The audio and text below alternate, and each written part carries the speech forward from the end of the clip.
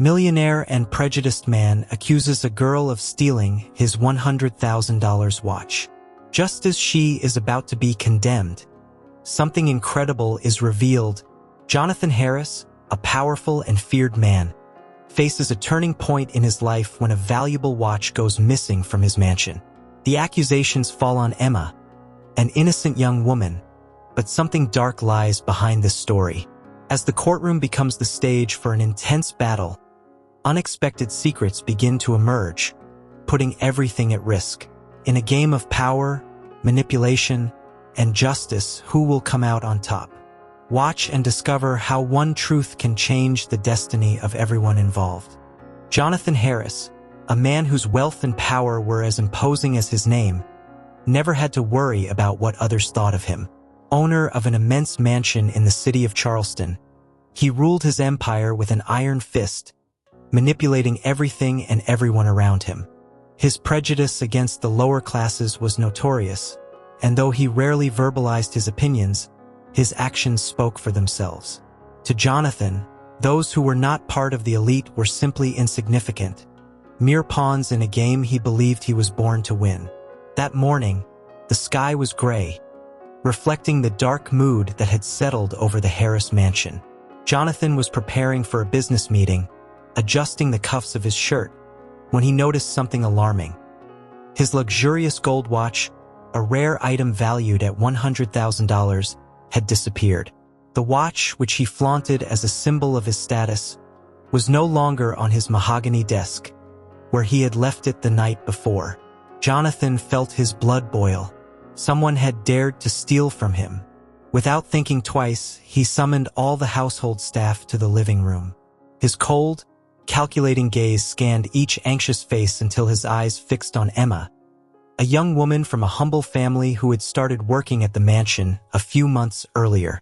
Emma, with her brown hair and large, hopeful eyes, had always been discreet and efficient in her tasks. She was known for her honesty and dedication, working hard to help her sick mother and support her younger siblings. To her, that job was an opportunity to improve her family's life, something she would never risk for a foolish choice. But to Jonathan, Emma represented everything he despised. His prejudice against people of her social class blinded him, preventing him from seeing her true nature. He saw her as an opportunist, someone who would easily succumb to temptation if given the chance. And now, with his watch missing, his prejudiced mind quickly formulated an accusation. "Emma," his voice rang out harshly, accusatorily, "you were the last person to clean my office. Where is my watch?" Emma felt the ground open up beneath her feet. She could hardly believe what she was hearing. Her eyes filled with tears, but she kept her voice firm as she responded, "Mr. Harris, I didn't take your watch. I would never do something like that." But Jonathan had already made up his mind. His eyes narrowed in suspicion, and he ordered that Emma's bag be searched right there, in front of everyone. When one of the security guards opened the bag, the golden shine of the watch reflected in the light of the room, illuminating the expression of shock and terror on Emma's face. How did that get there? She could barely breathe, her hands trembling as she tried to process what was happening. All eyes were on her, full of judgment and suspicion. Jonathan, with a cold smile, passed his sentence. "You're fired, and of course I'll call the police. Let's see how you explain this in court." Emma barely had time to process the situation before being taken away by the authorities. The life she knew was crumbling within minutes. The accusation of theft had been made, and the young woman from a humble family found herself trapped in a nightmare from which there seemed to be no escape. The city of Charleston, known for its quiet, tree-lined streets, had become a suffocating place for Emma. The young woman was locked in a cold cell, awaiting what seemed to be the end of her life as she knew it. The accusations of stealing a luxurious watch, combined with Jonathan Harris's overwhelming influence, had caused the news to spread rapidly. Within days, Emma's case became the main topic of local conversation, and the trial, scheduled for the following week, promised to be a spectacle of power and injustice. Emma, still in shock, spent sleepless nights reliving the moment the watch was found in her bag. How could that have happened? She knew, deep in her soul, that she would never have done something like that. Each thought was a battle between despair and the hope that the truth would come out. But the evidence was all against her, and the shadows of prejudice and manipulation surrounded her on all sides. Meanwhile, Jonathan Harris was at his mansion, increasingly convinced that he had made the right decision. To him, Emma was just an opportunist who had been caught red-handed. The fact that the watch had been planted in her bag by a hand other than her own was something he didn't know, and frankly, didn't care about. His only concern was ensuring that the process was swift and painful for the girl, as a lesson to anyone who dared to cross his path. Jonathan not only had the money and power, but also a network of influences that reached the highest echelons of the city. The judge in charge of the case, an old family friend of the Harrises, had already been bribed to ensure a verdict unfavorable to Emma. Jonathan's lawyers, renowned for their coldness, were ready to crush any attempt at defense the young woman might present. Witnesses were bought, lies were fabricated, and the injustice was like a train that couldn't be stopped. Emma, however, was not completely alone. Her mother, a woman with a strong heart, though weakened by illness, did not give up fighting for her daughter. She sought out a local lawyer known for defending the less fortunate. Though his chances were slim against Jonathan's power, the lawyer took on the case, driven by a deep sense of justice. He knew the battle would be difficult, but he couldn't allow an innocent young woman to be condemned by corruption and prejudice. Meanwhile, on the other side of the city, a detective known for his integrity and investigative skills began reviewing Emma's case. Initially hired to confirm the accusations, he soon noticed inconsistencies in the evidence presented. The watch, for instance, didn't bear Emma's fingerprints, but this had been ignored in the official report. Additionally, he found discrepancies in the witness statements, which seemed to have rehearsed a single narrative. Intrigued, the detective decided to dig deeper. He began questioning the version of events presented by Jonathan, looking for any clues that could prove Emma's innocence. He knew that to expose the web of lies, he would need to be detailed and quick before Jonathan's influence removed him from the case. Jonathan, on the other hand, continued his life with the same coldness and indifference that always characterized him. To him, Emma's fate was already sealed, and his gold watch, now back in his office, was just a reminder that power was always on his side. He didn't worry about guilt or the repercussions of his actions. All of that was irrelevant in the face of his need for absolute control. However, there was something Jonathan couldn't predict. In the silence of the night, as he reviewed preparations for the trial, the detective began to connect the dots. He knew he was dealing with someone powerful, but he was determined to uncover the truth. But before he could deepen his investigation, he was removed from the case under suspicious circumstances, a move that made it clear how far Jonathan's power extended throughout the city. But despite the attempt to silence him, the detective was unwilling to give up. He knew something was wrong and that Emma was the victim of a cruel setup. With the trial approaching, tensions reached a peak. Emma was on the brink of despair, her mother fighting with all her remaining strength, and the lawyer knew he would be facing a giant in court. However, there was now a glimmer of hope, represented by the detective who, even sidelined, continued to seek the truth behind the lies. The battle was far from over, and the truth, however hidden it might be, was beginning to find a way to emerge. The morning of the trial arrived, bringing with it a heavy fog that covered the streets of Charleston like a curtain of uncertainty. Emma, with trembling hands from nerves, was led to the courtroom, where the fate awaiting her seemed already certain. The imposing building, with its marble columns and solid wooden doors, seemed to crush her with its grandeur, reflecting the weight of the power that was against her. The luxurious watch, now a crucial piece of evidence, gleamed like a golden trap, while prejudice and manipulation plotted a dark and unjust scenario. The courtroom was packed. Curious onlookers, journalists, and people who knew the Harris family squeezed in to get a spot. Jonathan, seated in the front row, displayed a cold expression. His upright posture and calm gaze conveyed absolute control. He was there not only to ensure Emma's conviction, but also to reaffirm his dominance over anyone who dared challenge his authority. Emma, on the other hand, appeared as a fragile figure amid that cruel trial. Wearing simple clothing that contrasted with the luxury around her, she sat beside her lawyer. Her eyes, once full of life and hope, now reflected deep fear, mixed with the hopelessness of living through such a desperate situation.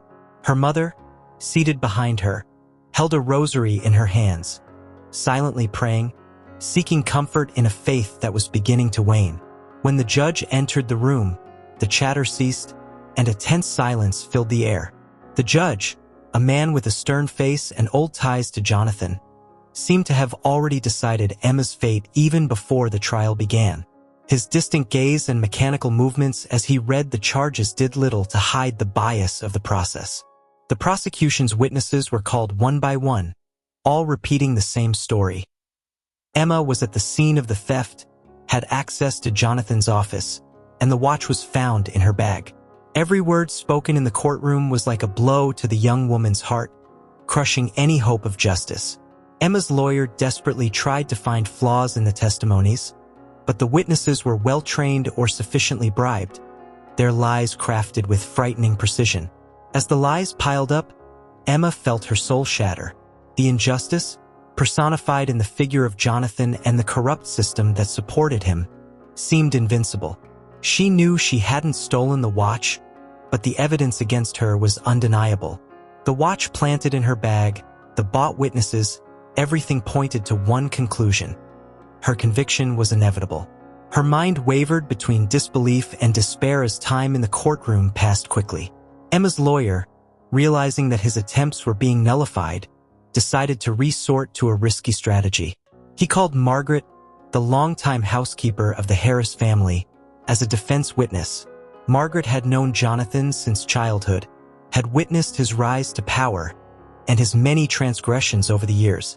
However, the loyalty she felt toward her employer had always prevented her from speaking out. But seeing the innocent young woman facing such a cruel fate, Margaret began to question her own principles.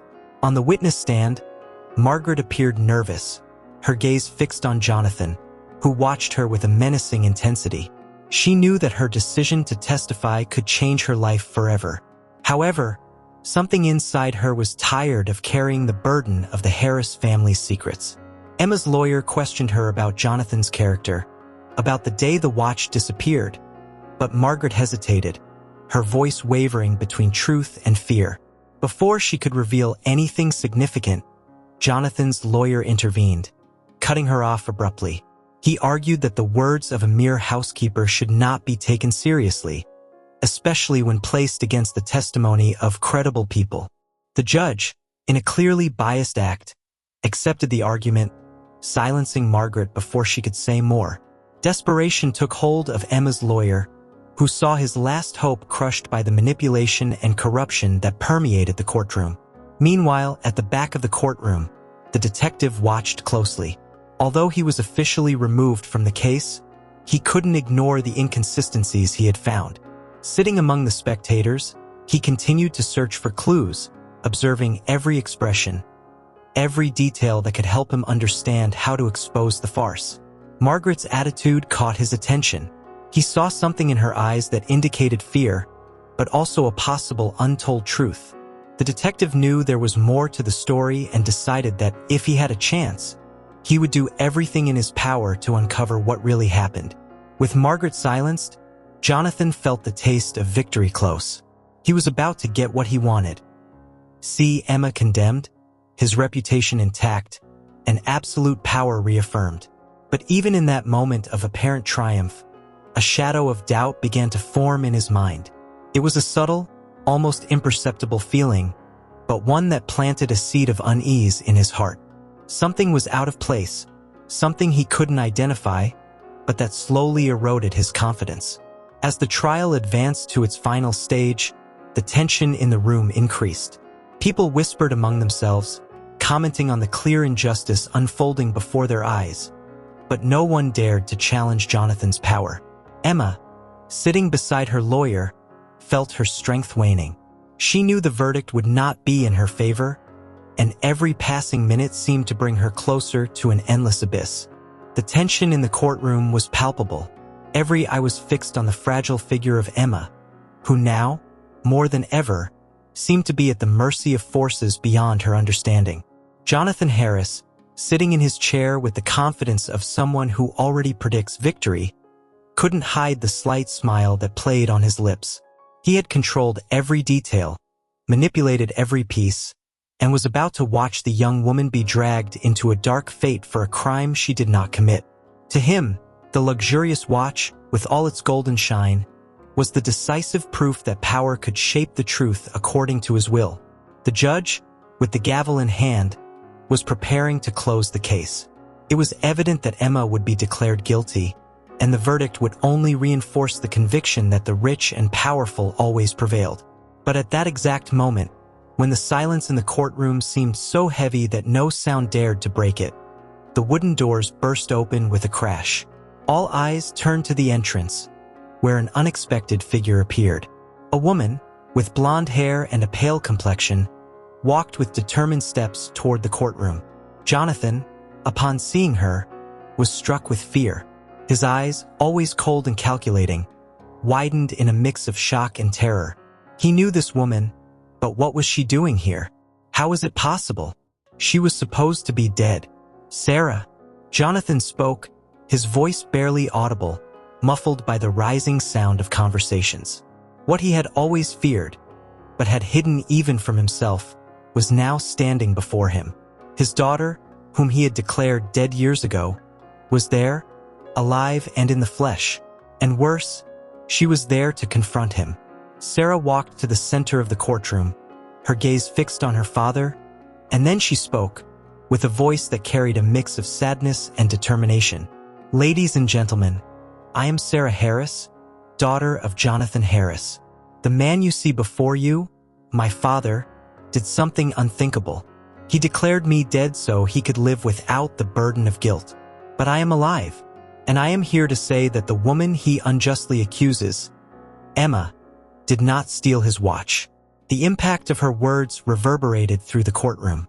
Everyone was stunned, unable to process the magnitude of this revelation. Jonathan, as pale as ever, felt his world crumble around him.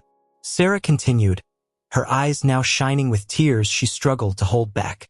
"I know the truth because I saw it with my own eyes. My father, in a desperate act to maintain his control, hid the watch in Emma's bag. He wanted to blame someone for his own frustration, for his inability to deal with pain and regret.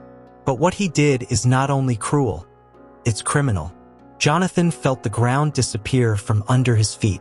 His daughter, whom he had always underestimated, was now publicly confronting him, destroying his reputation, exposing him as the monster he had become. The courtroom, once a place of manipulation and control, was now a stage for the truth, a truth he could no longer hide. Margaret, the housekeeper who had been silenced before, stood up from her seat. Sarah's presence gave her the courage to finally speak the truth she had hidden for so long. "I saw it, Your Honor," Margaret said, her voice trembling but firm. "I saw Mr. Jonathan hide the watch in Emma's bag. I knew it was wrong, but I was too afraid to speak out, afraid of what he might do to me. But now, with Sarah here, I can't stay silent any longer. This young woman, Emma, is innocent, and my employer, the man everyone here respects and fears, is the real culprit." Margaret's confession was the final piece needed to dismantle the facade Jonathan had built. The courtroom, now in an uproar, demanded justice, not only for Emma but also for Sarah, who had been a victim of her own father. Emma's lawyer, who had seemed defeated before, now saw an unexpected turn of events in his favor. Jonathan, in complete despair, finally broke his silence. I just wanted to protect my family, protect my reputation. I didn't know how to deal with what happened to Sarah. And when I saw Emma, I saw an opportunity to channel all my pain, my anger, but I was wrong. I know I was wrong." The words came out as a whisper, barely perceptible, but enough for everyone to know that he was admitting his guilt.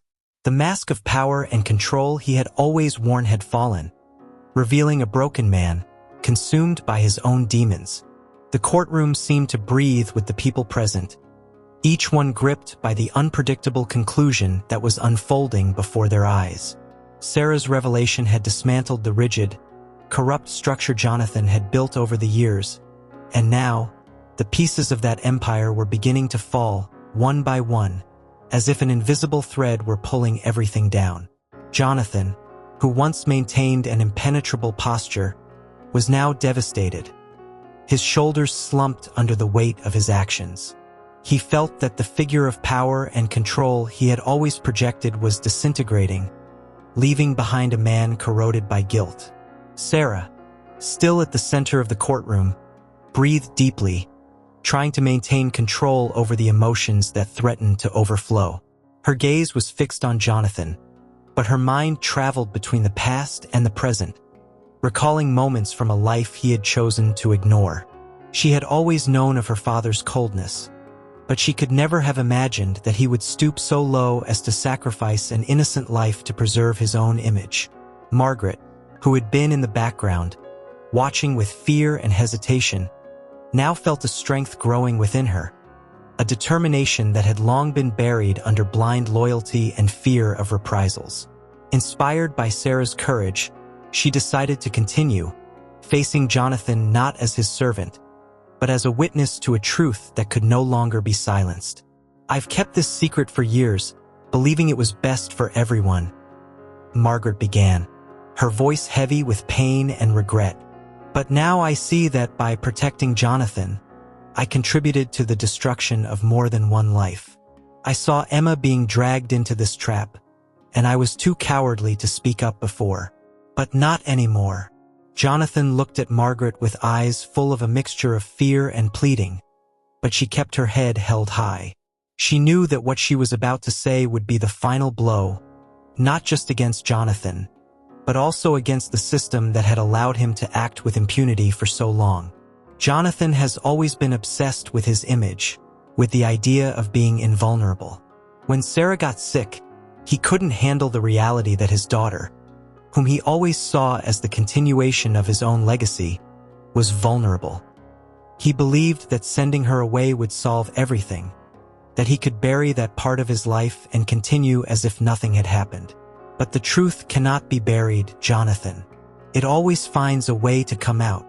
Margaret's words echoed in the silence that dominated the courtroom, a silence loaded with meaning, with lives that had been damaged by Jonathan's arrogance and prejudice.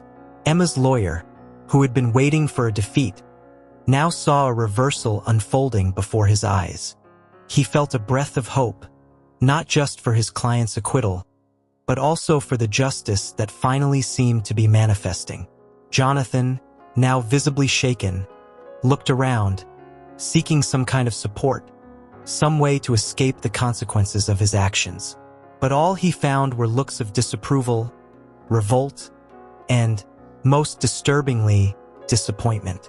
The mask of power and control he had worn for so long was completely shattered, and the man left behind was just a shadow of what he once was. With tears in his eyes, Jonathan slowly stood up, each movement carrying the weight of his actions. He looked around at Sarah, at Margaret, at Emma, and saw the lives he had affected, the lives he had destroyed in his selfish pursuit of control. He felt like a small, weak man, stripped of everything he once believed himself to be. And for the first time in many years, he felt human again. I know I can't undo what I've done," Jonathan began, his voice heavy with regret. "But if there's anything I can do, it's to confess my crimes and accept the consequences.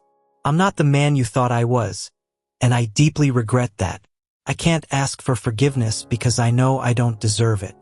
But at least I can try to do what's right before it's too late." The courtroom remained silent as Jonathan's words echoed through the hall. Everyone was surprised by the sudden change in his demeanor, but no one was more affected than Sarah. She saw, for the first time, a glimmer of the man her father might have once been before he was consumed by power and pride. Margaret, with tears in her eyes, slowly nodded, realizing that finally, after so many years, Jonathan was willing to face his demons. Emma's lawyer, feeling that the tide had finally turned, stepped forward, ready to present the evidence that could no longer be ignored. The hours that followed Jonathan Harris's confession were marked by a mix of relief and tension.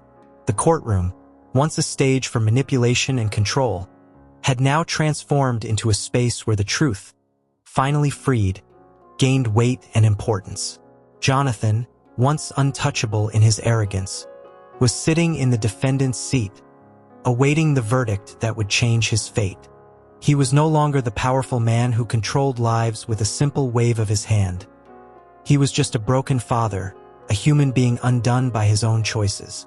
Sarah, standing, observed her father with a mix of compassion and sadness.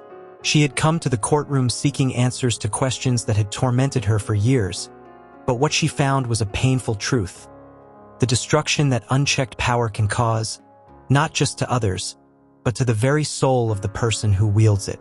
That moment wasn't just about Jonathan's downfall, but also about the chance for rebuilding for everyone involved.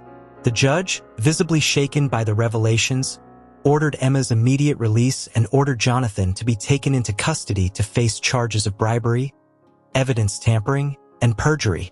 The decision, though expected, brought a wave of emotion throughout the courtroom. Emma, who had been unjustly accused and whose life was on the verge of destruction, was now exonerated, freed from the nightmare that had haunted her. When the verdict was pronounced, Emma felt her legs give way. The tears she had held back throughout the process finally rolled down her face. It was the end of a torment, the beginning of a new chance. Her mother ran to her, enveloping her in a tight embrace, as if trying to protect her from all the pain the world had inflicted until that moment. The people around them applauded, but to Emma, the sound was just a distant echo amid the whirlwind of emotions that dominated her heart. Jonathan, being led away by officers, did not resist. He knew that what was to come was only the just result of his actions. The only thing left in his mind was the image of Sarah, his daughter, looking at him with a mix of emotions he couldn't decipher. Jonathan wanted to say something to her, wanted to ask for forgiveness, but the words never came. He knew that, no matter how hard he tried, some wounds were too deep to be healed with just words. Margaret, watching the scene, felt a weight lift from her shoulders. She had carried that secret for so long that the confession felt like a bomb, even if it came too late to prevent all the pain that had been caused. Margaret knew her life would change forever after that day, but for the first time in years, she felt she could face the future with her head held high, without the shadow of lies haunting her. Outside the courtroom, the fresh Charleston breeze seemed to carry the promise of new beginnings. Emma, still dazed by the events, was greeted by friends and neighbors who had supported her throughout the ordeal. She knew that the road ahead would be difficult, that the scars of that episode would not fade easily, but she also knew that she finally had the chance to rebuild her life, away from the lies and injustice that had nearly destroyed her. Sarah, on the other hand, remained at the courthouse entrance, observing the movement around her. The weight of the revelation and the public exposure of her life and past was beginning to take its toll. However, seeing Emma emerge victorious, a spark of hope ignited within her. Perhaps, finally, she could begin to find the peace she had sought for so long, the peace that had been denied by years of secrets and omissions. With Jonathan imprisoned and the truth finally exposed, Sarah decided she would use her inheritance, the fortune that had once been her father's pride, for something positive. She didn't want her family's legacy to be one of pain and destruction. She decided to create a foundation dedicated to fighting injustice, especially to help people like Emma, who were crushed by those who wielded too much power. It was her way of giving new meaning to her own pain, of turning tragedy into something that could help others find justice. However, there was one last issue that needed to be resolved. Jonathan, now imprisoned, was completely devastated, not just by the loss of his freedom but by the weight of the emotional loss, especially of Sarah. He knew that at some point, he would need to face his daughter and try to find a path to redemption. In a visit to her father in prison, Sarah entered the small visitation room where Jonathan was waiting for her. He looked different, the weight of the world on his shoulders. Upon seeing her, he lowered his head, unable to maintain eye contact. But Sarah, despite feeling a mixture of conflicting emotions, decided to take a step toward forgiveness. Not for him, but for herself. "Dad," she began, her voice firm, "what you did was unforgivable, but I believe people can change, that they can try to fix what they've destroyed, even if they can never completely erase the scars. I don't know if I'll ever be able to forgive you completely, but I'm willing to try if you're willing to change." Jonathan, with tears in his eyes, simply nodded. For the first time, he felt there was a small light at the end of that dark tunnel. It wouldn't be easy, and perhaps he would never fully atone for his sins, but the chance to try, the chance to reconnect with Sarah, was all he could ask for at that moment. In the days that followed, the city of Charleston closely followed the unfolding of the Harris case. The scandal was immense, and Jonathan's fall was as unexpected as his rise had been. However, amid that storm of change, new stories of hope emerged, of people who, like Emma, managed to survive adversity and find a new chance to start over. Sarah, with her foundation established, became an important figure in the city, fighting to ensure that justice prevailed, especially for the less fortunate. She knew the road ahead would still be full of challenges, but now she had a reason to move forward, a purpose that motivated her to continue. As for Jonathan, imprisoned and discredited, he clung to the last thing he had left. The hope of one day being able to redeem himself, of finding forgiveness from his daughter, and perhaps most importantly, of learning to forgive himself.